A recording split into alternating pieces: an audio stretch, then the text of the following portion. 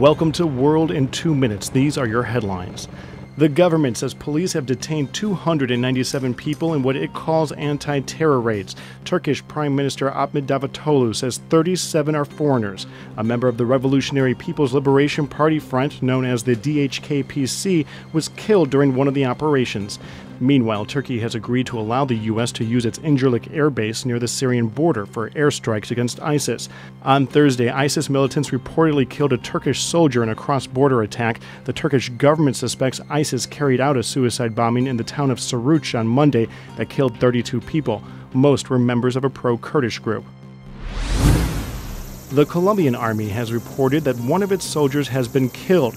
He was taking part in an operation at a FARC base when rebels shot him.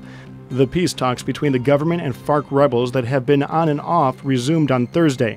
About 200,000 people have been killed in the conflict since it began in 1964.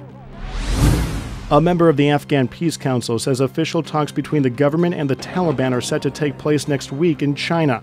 The talks aim to end the 14-year war in the country. The council member says the government plans to request a temporary ceasefire. The two sides held preliminary talks in Pakistan on July 7th. They began informal talks last year.